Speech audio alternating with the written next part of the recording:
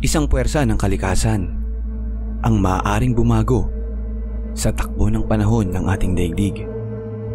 Ito ang La Niña. Sa unang tingin ay simpleng pagbagyo at tag-ulan lamang. Pero ito ay higit pa rito mga chip. Ito ay isang fenomena na bumabago sa galaw ng klima ng kalikasan. At ayon nga sa mga pag-aaral, ang La Niña ay paparating na sa susunod na taon. Isang likas na kaganapan na hindi mapipigilan. Ano nga ba ang La Niña at papaano ito nagaganap? Ngayon sa video na ito ay pag-aaralan natin ang fenomena na ito upang mas maunawaan natin kung anong klaseng klima meron ang ating daigdig. Ano ang magiging epekto nito sa ating mundo, lalo na sa ating bansa? Meron bang magagawa tayong mga tao para paghandaan ang pangyayari na ito? Yan ang aalamin natin. Kaya kung handa ka na, ay simulan na natin to mga chip. Alamin na natin ang hiwaga sa likod ng La Niña. Simulan natin sa pag-unawa sa mga klima na taglay ng ating daigdig. Ang Earth ay may tinatawag na weather pattern. Ito ang regular na pagbabago ng panahon.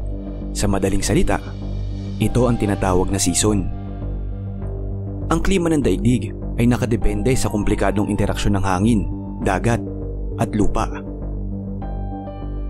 Ang mga weather patterns ay naiimpluwensyahan ng mga likas na phenomenon tulad ng El Niño Southern Oscillation o ENSO cycle. Ito ang nagsisilbing pulse o pulso ng klima ng Earth. Ang ENSO cycle ay may dalawang pangunahing yugto. Una ang El Niño, kung saan mas umiinit ang Pacific Ocean sa Central at Eastern region. At ang pangalawa naman ay ang La Niña, na kung saan ay mas malamig naman ang dagat sa Pacific Ocean sa Central at Eastern region. At ito nga ang magaganap sa taong 2025. Pero, ano nga ba talaga ang La Niña? Ang La Niña ay isang fenomena ng klima na nagdudulot ng pagbabago sa normal na weather patterns ng ating mundo. Kapag nagkakaroon ng La Niña, ang trade winds o yung mga malalakas na hangin na umiihip mula silangan patungo sa kanluran ng Ecuador ay lumalakas sa panahon ng La Niña. Ang mga hangin na ito ay nagtutulak ng mainit na tubig papunta sa Western Pacific o yung mga lugar na malapit sa Asia at Australia. Habang ang mas malamig na tubig naman ay umaahon sa Eastern Pacific. Para mas maunawaan natin mga chip, ihalin tulad natin ito sa tasa ng kape. Ang ENSO ay ang normal na temperatura ng kape. Hindi sobrang init, hindi sobrang lamig. Pero kapag pumasok na ang La Niña, ay parang nilagyan mo ng malaking yelo ang tasa ng kape. Magiging sobrang lamig ng isang bahagi nito at yung mga gilid naman ay aapaw ang kape. Kaya sa tuwing may La Niña ay maraming bahagi ng mundo ang nakakaranas ng matinding pagbabago sa klima. Ang mga bansang malapit sa Pacific Ocean ay madalas makaranas ng matinding pag-ulan, pagbagyo at pagbaha. At kabilang dito ang bansang Pilipinas. Ang La Niña ay kadalasan tumatagal ng 9 hanggang 12 buwan, pero sa ilang kaso, umaabot ito ng higit pa sa 1 taon. Ano ba ang nagsasanhi sa La Niña? Maraming salik ang nagdudulot sa La Niña.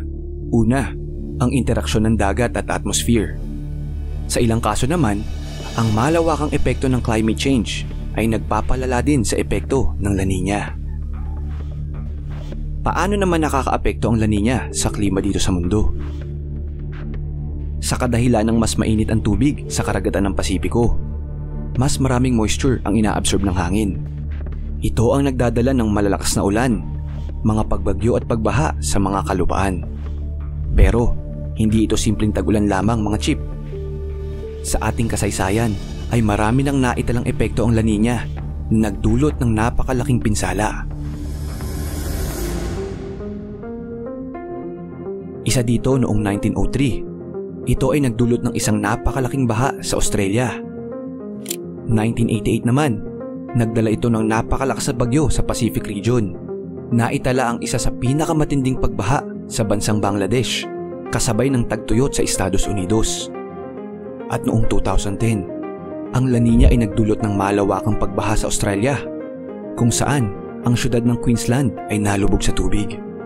Sa kabilang dako naman, ang East Africa ay nakaranas ng matinding tagtuyot na nagdulot ng malaking krisis sa pagkain.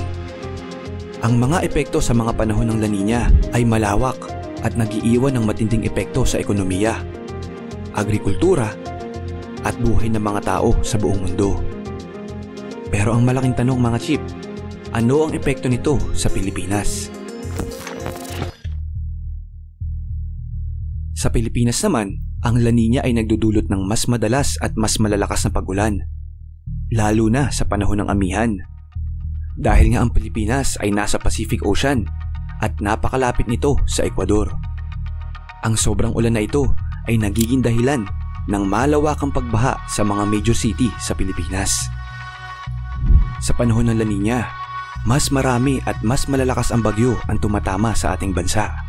Noong 2011, sa pagtama ng La Nina ay halos 20 bagyo ang pumasok sa Pilipinas. Napakalayo nito sa 6 na bagyong tumama sa atin sa taong 2024. Ganon katindi ang epekto ng La Nina mga chip. At syempre, ang sobrang pag-ulan na ito ay nakakasira sa mga tanim at malaki ang epekto nito sa agricultural industry, hindi lamang sa ating bansa mga chip, maging sa buong mundo. Pero sa kabila nito, ang ibang lugar naman na may problema sa irigasyon ay nakikinabang sa dagdag ulan na dala ng La Nina. Alamin naman natin ngayon, ano ba ang kasalukuyang estado ng La Nina? Sa ngayon, ang unti-unting pagpasok ng La Nina ay binabantayan ng mga eksperto. Ayon sa Pag-asa, patuloy ang La Nina alert sa ating bansa. Sa kasalukuyan, may mga kondisyon ng La Nina o La Nina-like na umiiral sa Tropical Pacific. Batay sa mga updated report ng Pag-asa, may 74% na posibilidad na magpatuloy ito hanggang sa unang quarter ng 2025. Ang pagkakaroon ng La Nina o mga kondisyon na katulad nito ay nagdudulot ng mas mataas na tsansa ng above normal rainfall. Ayon naman sa pinakahuling ulat ng WMO, noong December 11, 2024, kasalukuyang nasa ENSO-neutral na kondisyon ang klima natin. Gayunman, namatang ang La Nina ay unti-unti nang nararamdaman na pumapasok sa Pacific region. Sa kabutihang palad, ay inaasahang magiging mahina at panandilian lamang ito. Pero mga chip, hindi ito nangangahulugan na walang maaring maging epekto ito sa ating klima, lalo na sa mga bansa na tulad ng Pilipinas na nasa Pacific region. Pero bakit nga ba mahalagang malaman natin ang estado ng La Nina? Kapag ang natural na sistema ng atmosphere at dagat ay na-out of balance, mas mararamdaman natin ang pagbabago ng panahon. Sa kasalukuyan, ang ENSO-neutral na kondisyon ay parang panandali ang paghinto ng pendulum. Pero pag pumasok na ang La Nina, ang pendulum na ito ay maaaring bumalik sa extreme condition. Nagdudulot ng mas madalas na ulan, mas maraming bagyo at pagbaha sa Western Pacific. Habang tagtuyot naman sa ibang parte ng mundo na dapat paghandaan.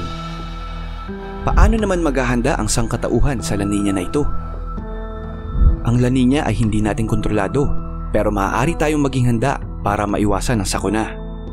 Una dyan ay maging updated lagi sa lagay ng panahon, lalo na sa taong 2025. Makakatulong din ang paglilinis sa mga drainage system, lalo na sa ating bansa. Para naman sa long-term solution, upang mabawasan ang pinsala ng La Nina, ay minumungkahi ng mga eksperto ang malaking reforestation o yung pagtatanim ulit ng maraming mga puno. Dagdag pa dyan ang paggamit ng renewable energy at pagpapatibay sa mga gusali. Ayon sa mga eksperto, ay ito ang ilang mga susi sa pagharap ng sangkatauhan sa climate change at La Nina. Kaya mas maganda ang may alam para mas maging handa tayo mga chip. Well, hanggang dito muna ang video natin. Kung nagustuhan mo ang video, ay huwag mo kalimutang mag-like. Maraming salamat. Hanggang sa muli.